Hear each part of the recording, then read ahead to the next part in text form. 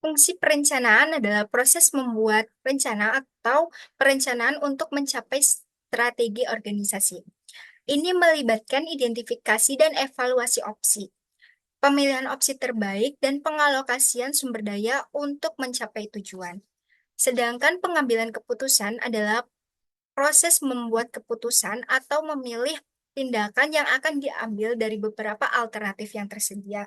Ini melibatkan identifikasi masalah, pemilihan alternatif, evaluasi alternatif, dan membuat keputusan yang tepat. Baik, sebelum melanjutkan pembahasan, izinkan saya memperkenalkan anggota kelompok 5. Saya Novistiani dan rekan saya ada Gina Karisma serta Nurul Anissa yang akan menjelaskan tentang fungsi perencanaan dan pengambilan keputusan.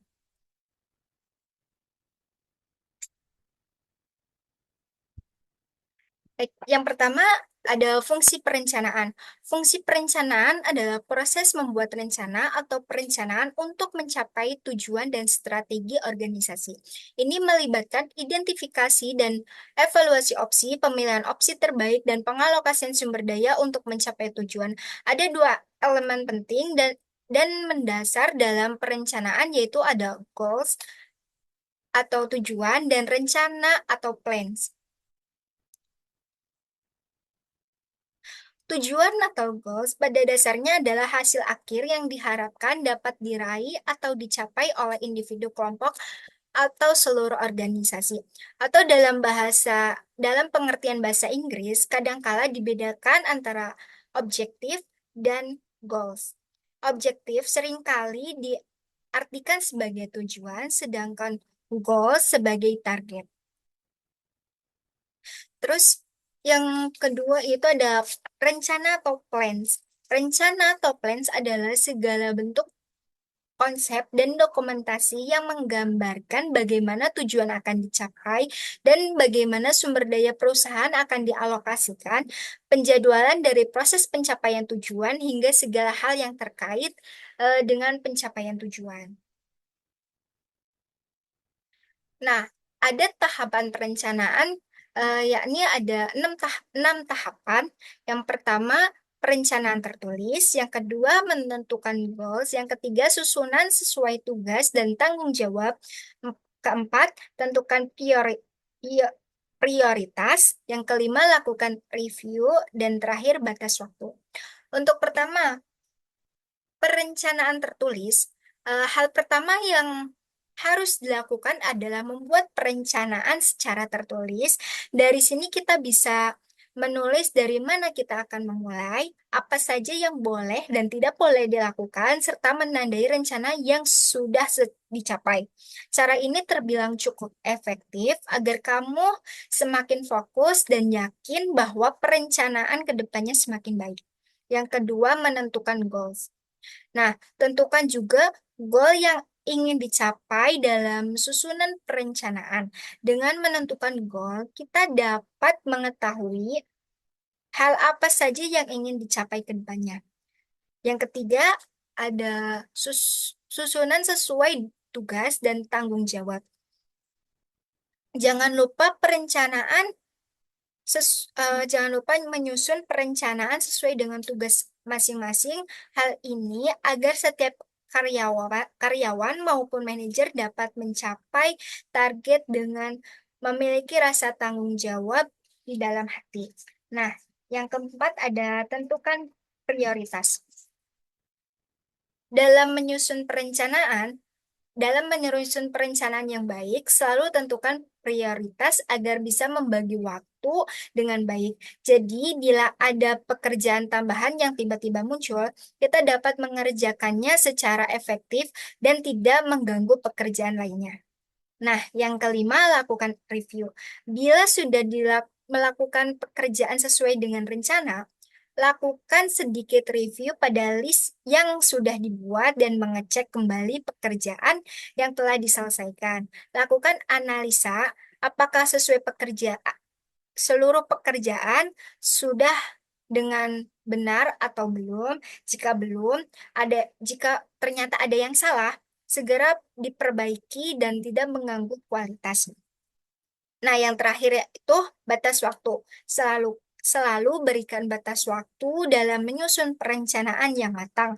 Dalam hal ini kita bisa menentukan secara langsung kurun waktu untuk mengerjakan sejumlah pekerjaan baik dalam hitungan jam maupun hari. Nah, selanjutnya akan dijelaskan oleh rekan saya. Baik, berikutnya ada tujuan perencanaan. Membuat perencanaan yang matang dan menjalankan sebuah bisnis tentu memiliki tujuan yang bermanfaat. Dijelaskan dalam buku pengantar manajemen oleh Ernie Trisnawati, berikut sejumlah tujuan dari perencanaan. Yang pertama ada memberikan pengarahan.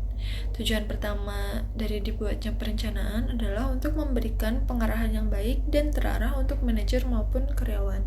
Selain itu, adanya perencanaan membuat karyawan dapat mengetahui target apa yang harus mereka capai, dengan siapa mereka harus bekerja sama, dan apa yang harus dilakukan untuk mencapai tujuan dari organisasi.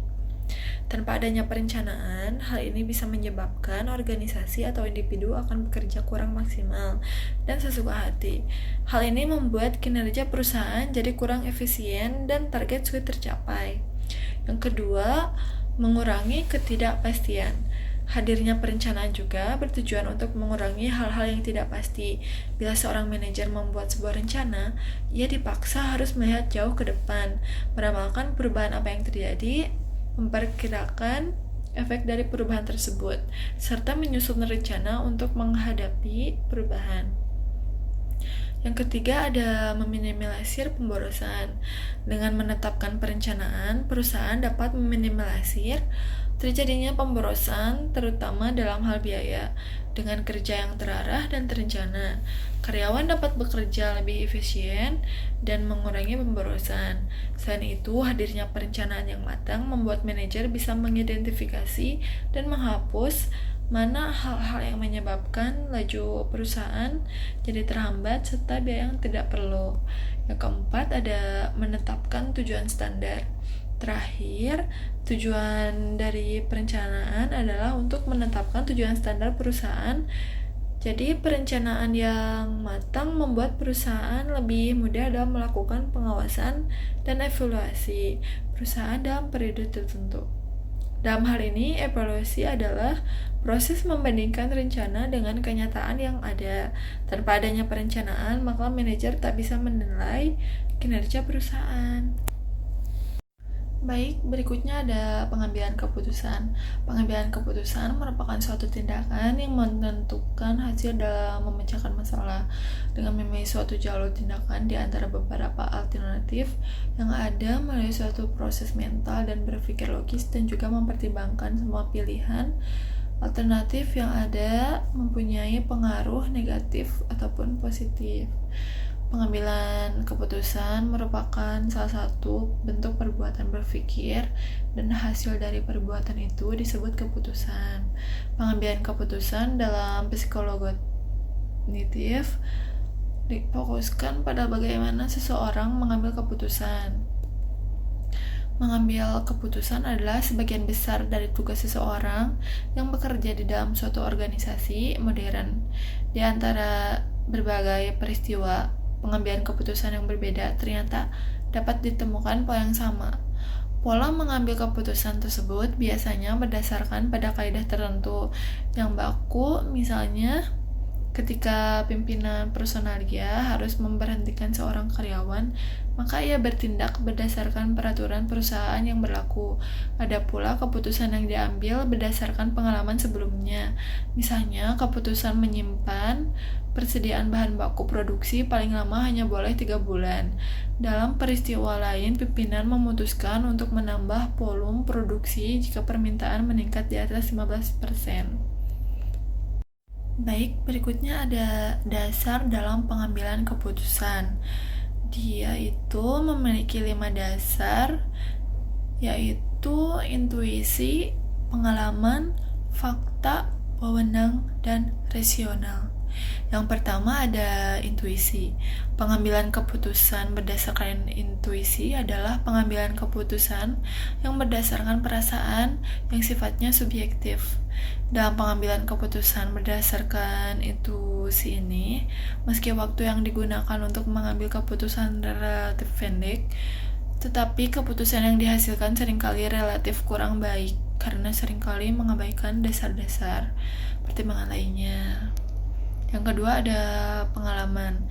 Pengambilan keputusan berdasarkan pengalaman memiliki manfaat bagi pengetahuan praktis. Karena dengan pengalaman yang dimiliki seseorang, maka dapat memperkirakan keadaan sesuatu, dapat memperhitungkan untung ruginya, dan baik buruknya keputusan yang akan dihasilkan. Yang ketiga ada wewenang. Pengambilan keputusan berdasarkan wewenang biasanya dilakukan oleh pimpinan terhadap bawahannya atau oleh orang yang lebih tinggi kedudukannya kepada orang yang lebih rendah kedudukannya. Hasil keputusannya dapat bertahan dalam jangka waktu yang cukup lama dan memiliki otentisitas tetapi dapat menimbulkan sifat rutinitas, mengasosiasikan dengan praktik diktatorial dan sering melewati permasalahan yang seharusnya dipecahkan sehingga dapat menimbulkan kekaburan. Yang keempat ada fakta. Pengambilan keputusan berdasarkan data dan fakta empiris dapat memberikan keputusan yang sehat, solid, dan baik.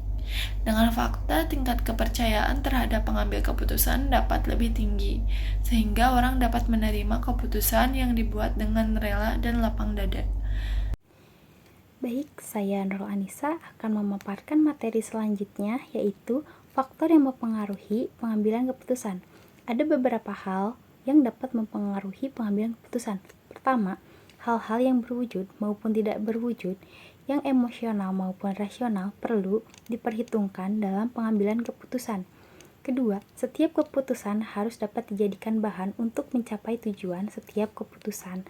Jangan berorientasi pada kepentingan pribadi, tetapi harus lebih mementingkan kepentingan bersama. Ketiga, jarang sekali pilihan yang memuaskan. Oleh karena itu, buatlah alternatif-alternatif tandingan. Keempat, pengambilan keputusan merupakan tindakan mental yang harus diubah menjadi tindakan fisik. Yang kelima, pengambilan keputusan yang efektif membutuhkan waktu yang lama. Dan terakhir, diperlukan pengambilan keputusan yang praktis untuk mendapatkan hasil yang lebih baik. Selanjutnya, proses pengambilan keputusan. Dalam proses pengambilan keputusan ini, ada 3 langkah. Pertama, mengambil keputusan perlu membedakan apa benar-benar masalah dan gejala dan apa yang menjadi sebab dan akibat dari gejala dan masalah tersebut. Langkah kedua yaitu proses diagnosa penyebab masalah, mengambil keputusan, menentukan secara pasti apa yang menjadi sebab dan apa yang menjadi akibat. Dan langkah terakhir yaitu investigasi situasi. Itu melakukan identifikasi tujuan dari keputusan yang akan diambil. Pada proses ini perlu menentukan tujuan dari keputusan yang diambil. Proses pembuatan keputusan. Dalam proses ini memerlukan beberapa langkah-langkah berikut. 1. Tentukan masalah atau peluang dengan cara identifikasi masalah atau situasi yang membutuhkan keputusan. 2. Mengumpulkan informasi dengan cara mengumpulkan data dan informasi yang relevan terkait dengan masalah dan peluang. 3. Identifikasi opsi. Buat daftar solusi potensial dan tindakan. 4. Mengevaluasi pilihan dengan cara menganalisis pro dan kontra dari setiap opsi dengan mempertimbangkan potensi resiko dan manfaatnya. 5. Pilih opsi yang terbaik, yaitu dengan memilih opsi yang paling memenuhi kriteria dan menyelesaikan masalah atau memanfaatkan peluang. Terakhir, menerapkan keputusan. Kembangkan rencana aksi dan jalankan opsi yang telah dipilih. Baik, Selanjutnya, ada 3 jenis pengambilan keputusan. Yang pertama adalah pengambilan keputusan operasional, yang kedua pengambilan keputusan taktis, dan yang ketiga pengambilan keputusan strategis. Nah, pengambilan keputusan operasional, pengambilan keputusan ini dibuat sebagai respon terhadap situasi yang dikenal dan berulang yang memiliki hasil yang dapat diprediksi dari hari ke hari. Keputusan ini biasanya dibuat dengan cepat dan dengan sedikit usaha. Pemesanan persediaan secara teratur atau membuat giliran staf adalah beberapa contoh di antara banyak contoh pengambilan keputusan. Yang kedua, pengambilan keputusan taktis. Jenis pengambilan keputusan ini dibuat sebagai respon terhadap situasi yang sudah dikenal, tetapi situasi yang membutuhkan lebih banyak analisis dan evaluasi. Keputusan taktis sering dibuat oleh manajer tingkat menengah yang harus menyeimbangkan tujuan dan sasaran yang saling bertentangan, memutuskan kampanye pemasaran mana yang akan diluncurkan untuk produksi baru adalah di antara banyak contoh pengambilan keputusan. Nah, yang ketiga ada pengambilan keputusan strategis. Jenis pengambilan keputusan ini dibuat sebagai respon terhadap situasi unik dan kompleks yang mempunyai dampak signifikan terhadap masa depan organisasi. Keputusan strategis seringkali dibuat oleh eksekutif tingkat atas yang memerlukan analisis dan evaluasi ekstensif terhadap berbagai pilihan, memperluas apakah akan ada lini produk perusahaan atau memasuki pasar baru adalah salah satu contoh pengambilan keputusan.